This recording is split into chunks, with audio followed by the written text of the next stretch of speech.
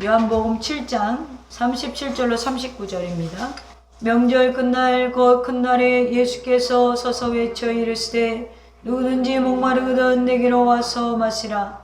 나를 믿는 자는 성경의 이름과 같이 그 배에서 생수의 강이 흘러나오리라 하시니 이는 그를 믿는 자들이 받을 성령을 가리켜 말씀하신 것이라.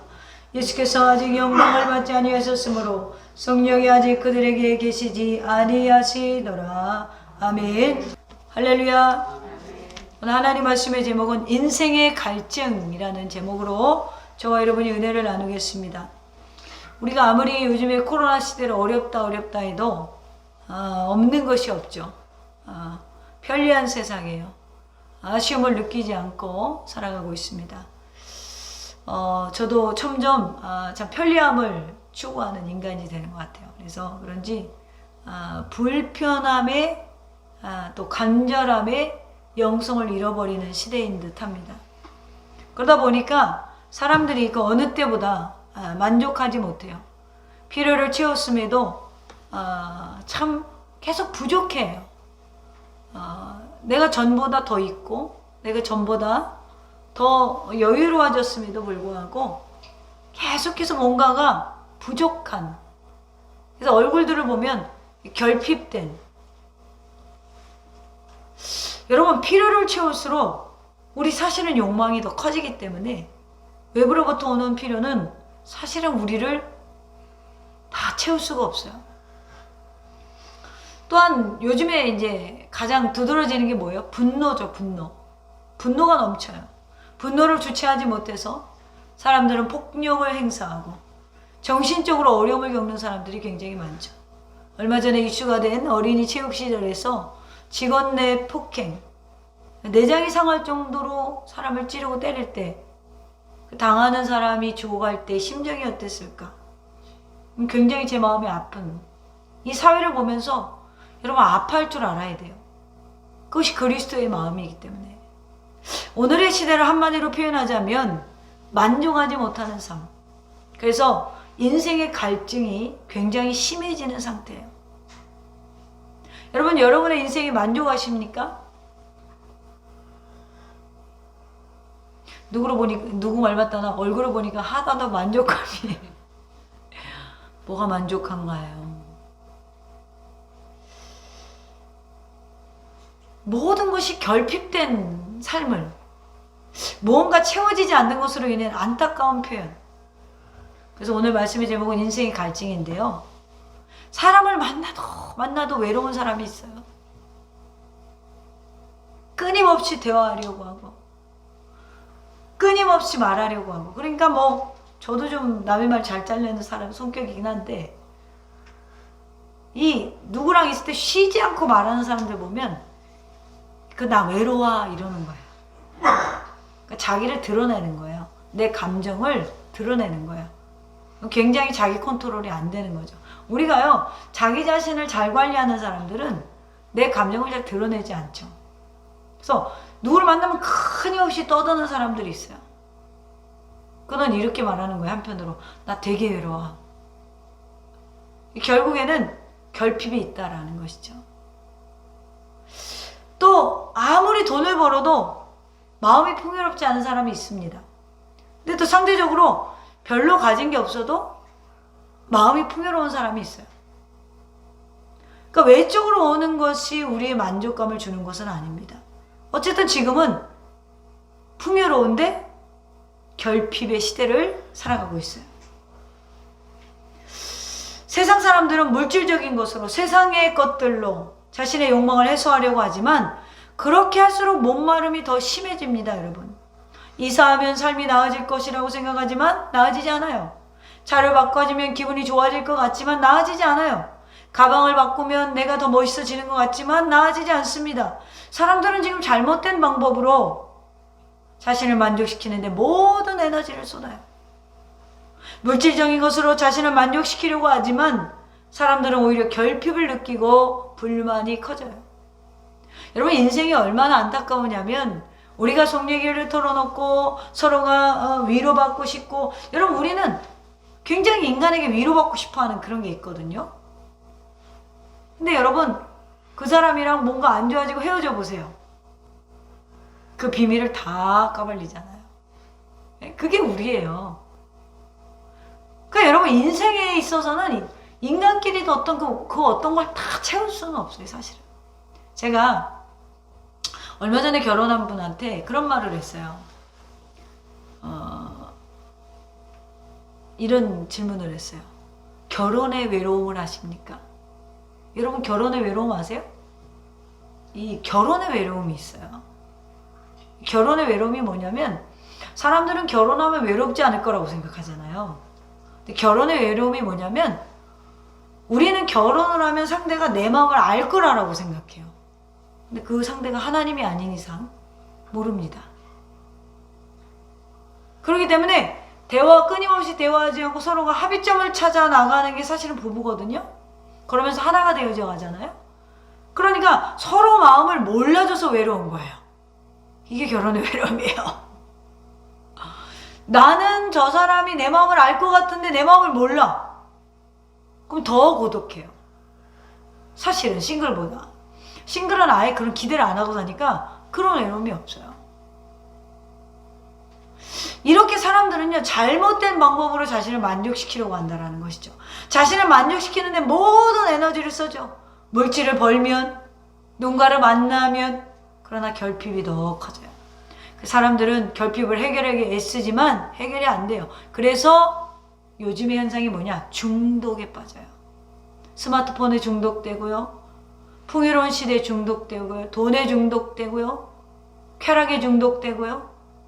게임에 중독되고요. 여행에 중독되고요. 이러한 현상은 무엇인가? 결핍과 현실 도피에서 일어나는 거예요. 여러분 예를 들어서 내가 되게 좋아하는 TV에 프로그램이 있을 수 있고 게임이 있을 수 있고 또 내가 되게 좋아하는 여행이 될 수도 있고 차가 될 수도 있어요. 근데 내가 그것이 컨트롤이 안 되면 사실은 당장 끊어야 되는 거예요. 처음부터 우리가 중독이 되는 게 아니고 내가 지금 이게 컨트롤이 안 돼. 내 머리로는 이거 그만해야 돼. 내가 이거를 예를 들어 도박이 되었으면 내가 이 도박을 하지 말아야지. 보통 도박하는 사람이요, 도박하지 말아야지 생각해요. 근데 안 돼. 근데 재미로 그냥 가족들과 또 친구들과 고스톱 치다가 이게 별로 내가 크리스찬으로서 은혜스럽지 않다. 이거 하다 괜히 친구랑 싸웠네? 하지 말아야지. 이렇게 하고 딱 끊는 사람이 있는가 하면 이게 커져서 더 재미있어서 도박장을 가고 끊임없이 계속 하는 거예요. 근데 머리로는 이러지 말아야지. 이러지 말아야지. 그런단 말이에요. 그러면 이미 중독된 거예요. 여러분 마약 중독만 되게 나쁜 게 아니에요. 이미 내가 뭔가에 내 이 영혼이 빼앗긴 상태. 그 정도라면 당장 끊어야 돼요. 무엇이 됐든. 내가 여행이 안 가면 갑갑해서 미치겠는 거예요. 중독된 거예요.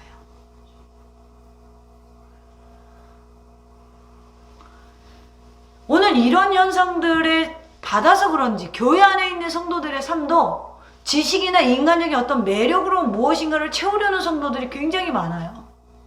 교회 안에 여러분 지식을 채운다라고 하면 채워질까요? 교회 안에서 다른 걸 채우려고 하면 채워질까요? 여러분 교회 안에서 우리가 채우고 바라야 하는 것은 하나밖에 없어요. 예수 그리스도 한 분. 아멘. 우리는 그래도 자꾸 다른 것으로 내 영혼을 만족시키려고 그래요. 신앙생활에도 마찬가지예요. 오늘 우리가 신앙을 이제는 보는 영상을 보면서 예배하고 뭘 일을 하면서 듣고 여러분 좋은 설교 듣는다고 내가 좋아지는 게 아니고요. 좋은 교회 다닌다고 내가 좋은 사람이 아니에요. 그럼 여러분은 다 좋은 사람이죠. 더성교는 좋은 교회니까. 그런데 그렇지 못하는 경우가 되게 많잖아요. 여러분 마치 음악을 듣듯이 설교를 들어서는 안 되고요. TV를 보듯이 설교를 봐서도 안 돼요.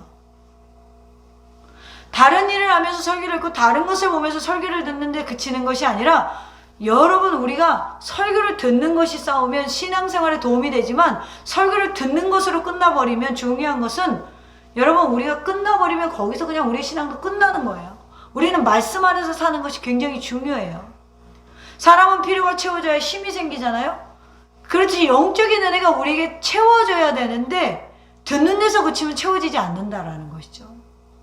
우리 무엇으로 우리의 영혼을 채울 수 있는가? 우리의 힘으로, 우리의 영혼으로 해결을 할 수 없고 갈증을 해소할 수 없어요.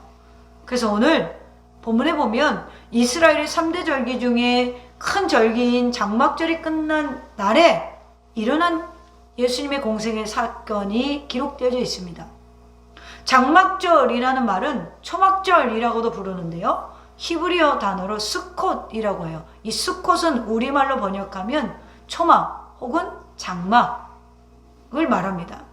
장막은 6월절, 7.7절과 더불어 유대인의 3대 절기 중 하나로서 고대에는 이 중에 가장 큰 명절이었어요.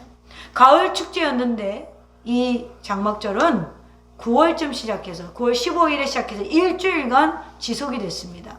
장막절은 두 가지 성격을 가지고 있는데요. 첫째는 출애굽 이후에 40년 광야 생활을 기념하는 역사적인 요소고요.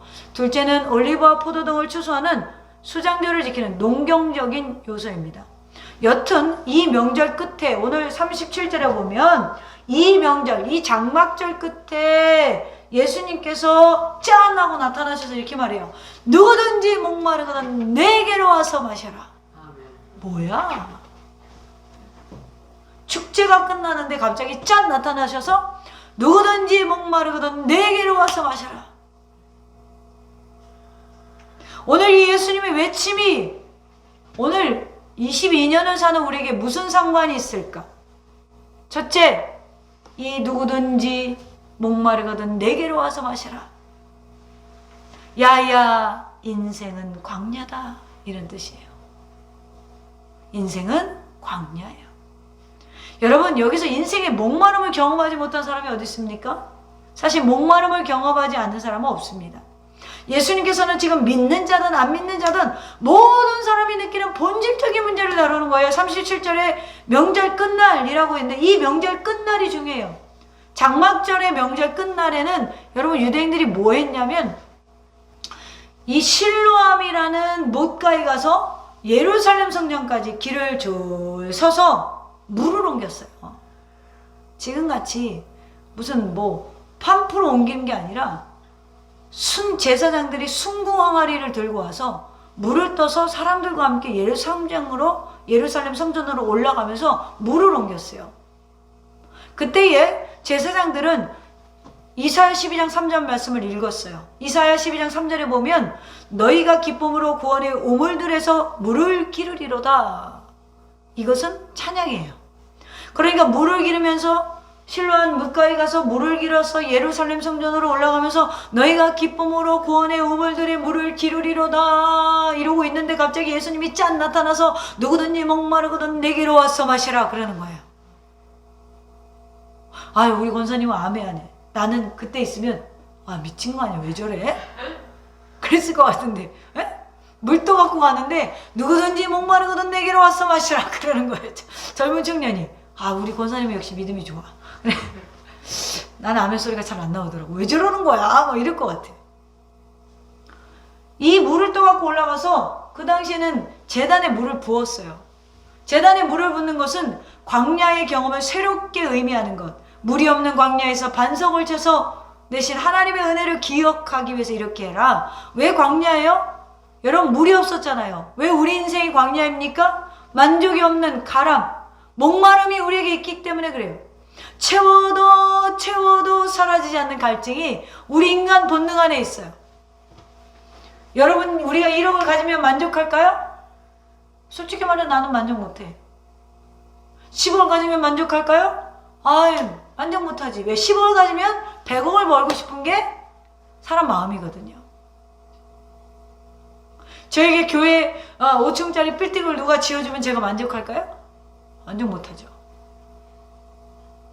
우리나라의 제일 큰 교회가 3천억짜리 교회거든요. 세계적으로도 제일 아마 클 거예요.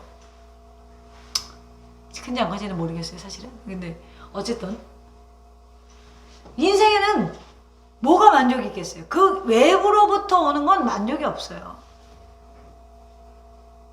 만족이 없어요. 예전에 저희 가정이 이제 진짜 어려웠을 때 우리 남편 집사님이 진짜 길에서 타코야끼까지 팔았거든요. 내가 진짜 마음이 아픈, 진짜 마음이 아팠어요. 개인적으로는.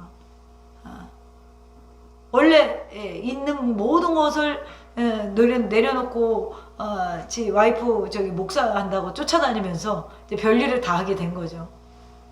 별거 다 했어요. 저분도 대리운전도 하시고. 아니 어느 날은 이제 주말 부부였는데 저는 이제 지방에서 목회를 하고 연락이 안 되는 거예요. 밤마다. 그래서 이게 뭐야? 왜 밤마다 연락이 안 되지? 그랬더니 이제 자기 이제 어머니랑 일을 했잖아요. 그러니까 이제 수입이 다 드러나니까 몰래 일을 하려고 몰래 밤에 대리운전을 한 거예요. 나 몰래. 서프라이즈 해주려고 돈 모아서.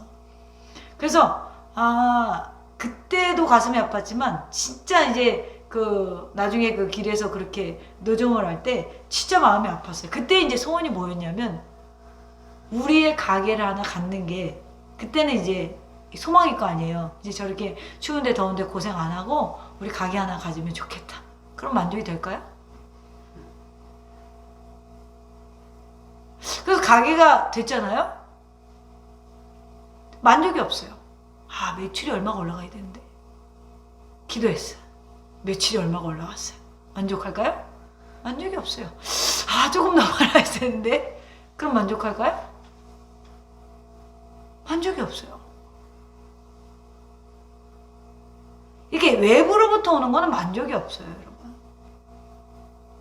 근데 제 안의 만족은 뭐냐면 사실은 그 어떤 돈의 가치나 이런 거 보고 만족이 아니라 저는 정말 예수님이 저를 살리시고 저를 목사 만들어 주셔서 정말 행복해요.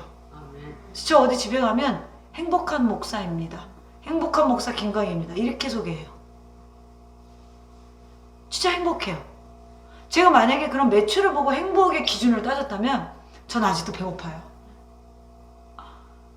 그런데 그런 것들이 인생에서 큰 문제가 아니고 지금 내가 하나님과 함께 있는지 안 있는지 내가 그리스도를 만났는지 안 만났는지 그게 행복의 기준이 되니까 그런 것들이 좀 떨어지고 어려워도 그게 저를 좌지우지할 수 없다라는 거예요. 여러분 인간은요 원래가 채워도 갈증이 심해요. 광야 시절에 모세가 지팡이에 손을 잡고 반석을 쳤을 때 반석에서 물이 나왔죠. 하나님께서는 광야에서 물을 내셨죠. 여러분 이 반석은 예수님을 상징하는데 오늘 장막절 끝날에 이 절정의 순간에 실로암 모태에 가서 예루살렘으로 금항아리에 물을 담아서 성전으로 올라가는 사람들에게 예수님이 누구든지 목마르거든 내게로 와서 마시라. 나를 믿는 자는 성경의 이름과 같이 그 배에서 생수의 강이 흘러나오리라. 할렐루야. 이 외침은 너의 인생들 아무리 그래야 광야야 나를 만나면 그 가람이 해소될 수 있어. 너희 광야에서 도우신 하나님을 생각해봐. 사랑하는 도쌤의 가족 여러분, 오늘 우리가 걷고 있는 이 인생의 광야임을 인정하고 다른 곳으로 채우려고 하지 마세요. 그리고 예수 그리스도와 가까워지는 2022년이 되기를 주님의 이름으로 축원합니다. 두 번째로 예수님께서 누구든지 목마르거든 내게로 와서 마셔라 이 외친 의미는 자신이 생수의 강이시다라는 거예요. 자신 스스로가. 성경에 보면 창세기부터 요한계시록까지 강이 많이 나와요. 강은 광야와 대조됩니다. 강은요 생명의 풍성함을 상징하죠. 인류의 문명이 강을 중심으로 형성되었대요. 강은 이처럼 사람들에게 생명의 근원이 됐어요. 주변에 강이 있으면 비옥하고 풍성합니다. 생명의 역사가 나타납니다. 그러나 강에서 멀어진 곳은 사망이요 사람이 살 수 없는 곳이었어요. 요한복음 4장에 보면 사마리아 여인이 뜨거운 한낮에 물을 기르러 야곱 우물굴에 왔어요. 이 사마리아 여인은 마음이 사막과 같았어요. 단순히 육체적으로 목이 말라 우물에 온 것이 아닙니다. 사마리아 여인은 영적으로 목이 말랐어요. 그의 다른 남편도 그의 모든 걸 채워주지 못했어요. 아마 이분은 결혼의 외로움이 컸던 것 같아요. 사마리아 여인은 영적으로 목마른 상태로, 육적으로 가라앉은 상태로 남들의 지탄과 눈길과 손짓을 피해서 정말로 정오의 뜨거운, 아무도 나가지 않는, 더워서 나갈 수 없는, 아무도 없는 우물 곁에 몰래 가서 물을 기를 때 예수님이 찾아오셨어요. 오늘 그런 인생의 가람이 많은 우리에게 주님이 찾아오셔서 너희들 목마르지? 너희들 그렇게 살아도 가람이 없더냐? 그런데 너희들에게 그 목마름을 해소할 수 있는 내가 있단다. 나를 믿는 자는 그 배에서 생수의 강이 흘러넘칠 거야. 즉 너희 마음에 기쁨과 사랑과 또 만족감이 충만해질 거야. 왜요? 죽었던 너희가 나로 말미암아 살아났으니까. 여러분, 복음은 복잡하게 생각하지 않아도 돼요. 누구든지 목마르거든 내게로 와서 마시라. 그리고 이 음성을 들은 여인은 물동이를 던져놓고 마을로 뛰어갔어요. 내가 메시아를 만났노라, 내가 그리스도를 만났노라 외쳤어요. 사랑하는 성도 여러분, 우리의 힘으로는 우리의 목마름을 해결할 수 없어요. 우리에는 방법도 없고 답도 없어요. 그러므로 우리의 힘으로 문제를 해결하고 해서는 안 돼요. 여러분들 저보다 오래 사셨잖아요. 여러분들이 한 것으로 만족함을 느끼셨습니까? 아니에요. 진짜 행복은 그리스도 안에 있는 거예요. 진짜 만족은 그리스도 안에 있는 거예요. 누구든지 목마르거든 내게로 와서 마시라. 사람들은요, 이 예수님을 몰라서 스마트폰에 자신의 마음을 뺏기고, TV 프로그램에 마음을 뺏기고, 이성에게 마음을 뺏기고, 게임에게 마음을 뺏기고, 요즘에 그 투자하냐고 코인을 하루 종일 보면서 마음을 뺏기고, 거기에 만족함이 있던가요? 만족감이 있다면 올랐을 때 빨리 팔아야지. 만족을 못하게 계속 기다리다가 또 안 날려. 그래서 제가 그랬어요. 아이고, 내 계좌를 터져봐라. 왜? 바로바로 팔아버릴 거니까 돈을 벌 것 같아. 여러분, 그러나 이 영원한 예수 그리스도, 이 영원한 생수는요, 바닥에 보이지 않아요. 날마다 흘러넘쳐요. 나의 삶의 모든 것을 완전히 바꿔놓을 수 있어요. 새로운 차원이에요.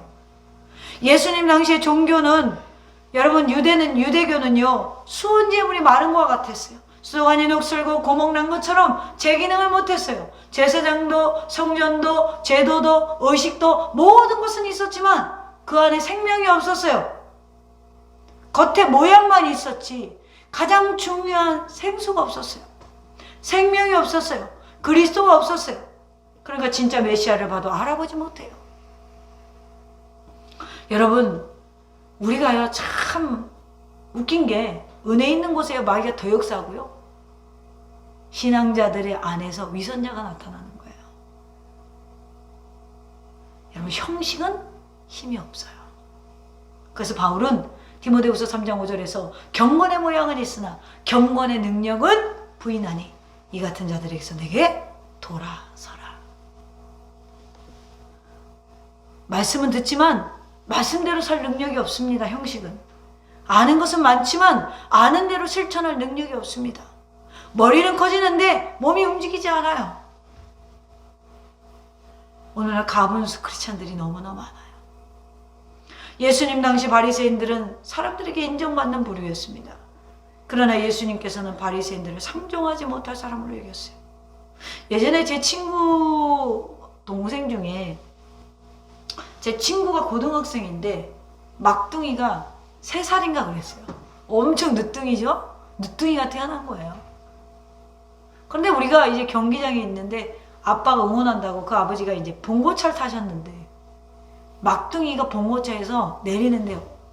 전 그때에 정말 지금 생각해보면 진짜 놀랬거든요. 우리가 이렇게 서 있다가 아이스크림 먹고 있다가 아 저기 누구네 아빠 오시네? 차 왔네? 그러고 근데 문을 딱 열고 자기가 먼저 내린다고 애가 탁 나오더라고요. 동생이 누나 본다고. 근데요 그 애가 뭐가 문제인지 머리가 좀 많이 컸어요. 일반인들보다. 근데 몸은 또 되게 말랐어요. 그 쉽게 말하면 가분수였어요. 근데 봉고에서 내리다가 머리가 무거우니까 애가 머리를 뚝 떨어지는 거예요.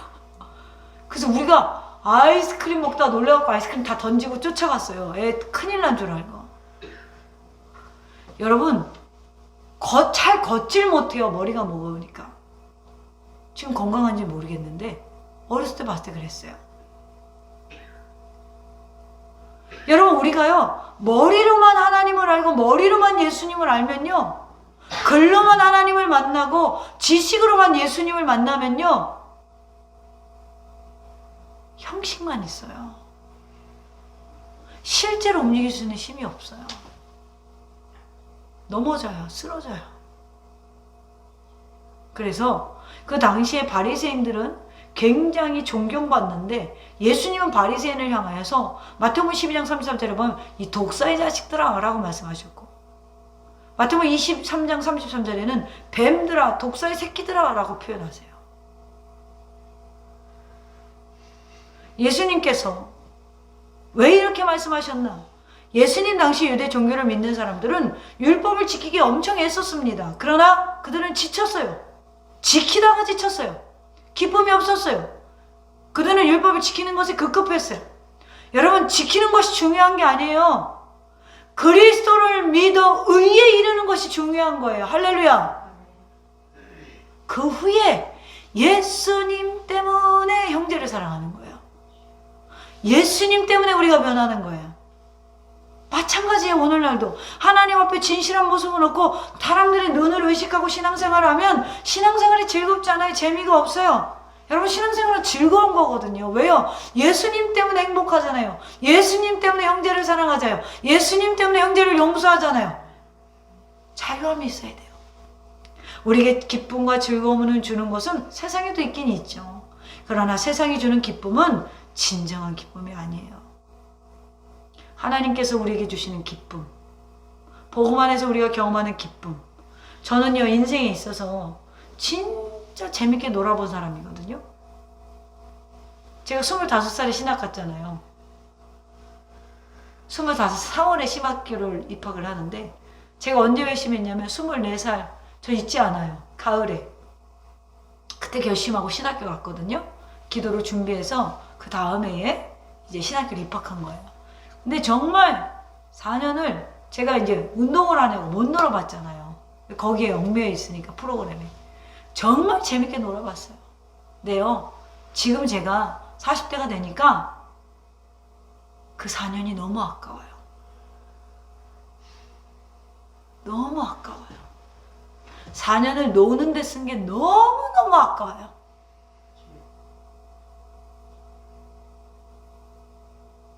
여행도 많이 다니고 사고도 많이 치고 술도 많이 먹고 여기서 제가 술이 제일 셀 거예요. 놀아봤어요. 근데 그러면 뭔가 스트레스가 풀릴 것 같고 뭔가 즐거울 것 같았어요. 잠깐이에요. 난 지금 생각해보면 그 술들을 왜 마시는지 모르겠어. 왜? 다음날 다 없어지잖아, 알코올 기운이. 그 어떤 그 술 한잔 마셔서 그 기분이 좋아지는 게 오래 지속되지 않잖아요. 다른 모든 게 마찬가지예요. 여행이요?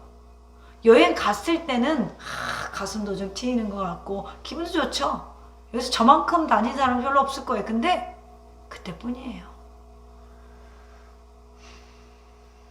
제가 처음에 고등학교 때 이제 해외로 경기 출전을 가는데 출전하고 그 다른 나라에 딱 도착하는 순간에 너무 좋더라고. 왜?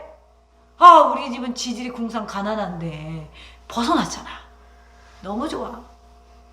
아, 이것이 행복이구나. 내가 나중에 돈을 많이 벌어서 난 정말 여행을 많이 다녀야겠다. 근데 돌아오는 비행기에 딱 탔는데요. 아, 또 집으로 가는구나. 똑같이 현실이에요. 그때 전 딱 깨달았어요. 아무리 즐겁고 행복한 시간을 보내도 돌아오면 여러분 현실은 안 변해 있어요. 세상은 우리의 현실도, 우리의 마음도, 우리의 삶도 변화시킬 수 없어요. 잠깐 즐거움은 될 수 있어요. 그러나 여러분 그 기쁨과 비교할 수 없는 그리스도가, 여러분의 인생과 삶을 바꿀 수 있는 그리스도가, 지옥으로 가던 우리를 살리신 그 그리스도가, 천국의 문이 되시는 그리스도가 오늘 우리에게 말씀하십니다. 너희들 인생이 힘들고 공고하냐? 내게로 와라. 내가 너에게 힘을 줄게.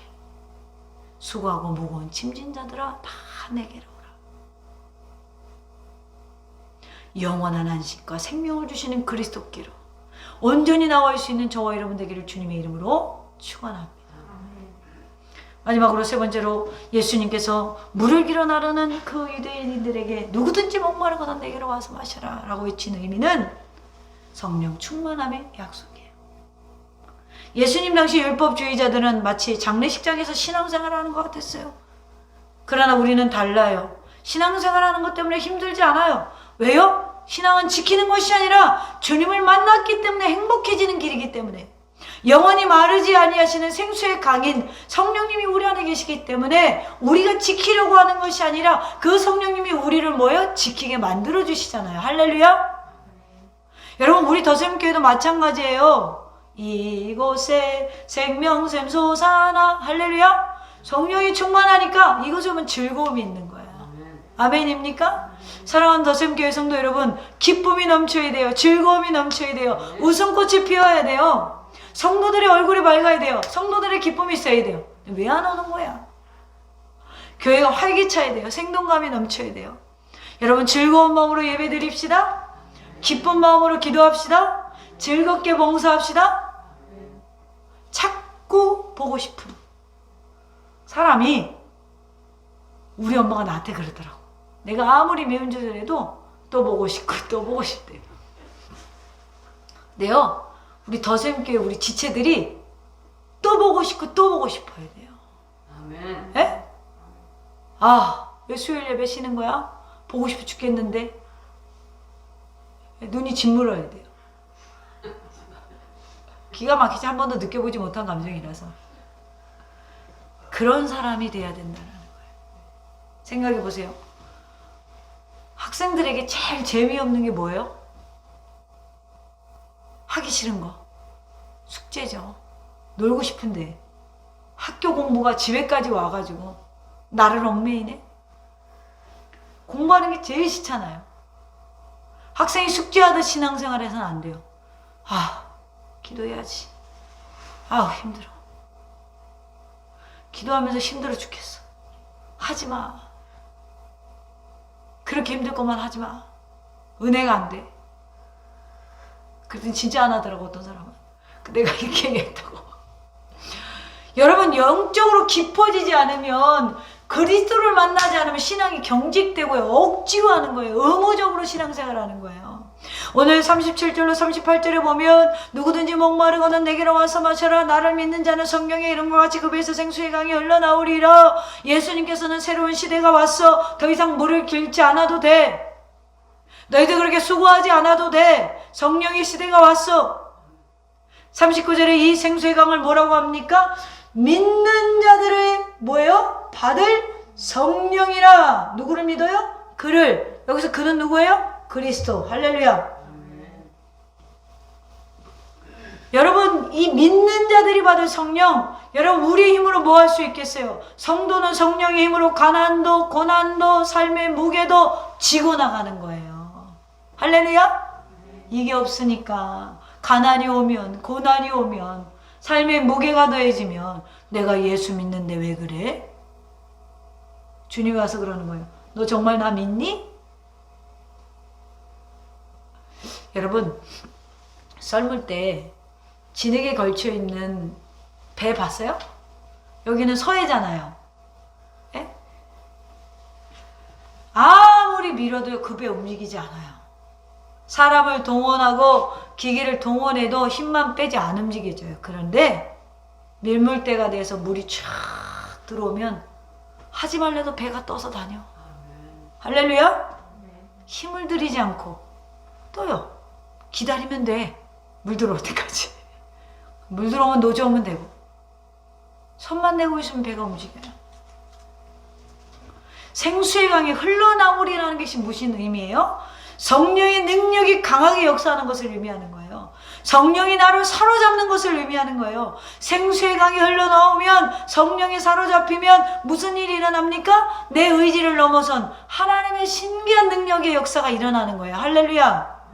우리는 평소에 할 수 없는 것이 너무나 많아요. 사람의 한계에 갇혀 살아가요. 예를 들어 사람을 용서하는 것이 쉽지 않아요. 우리 의지에 한계가 있기 때문에 그래요.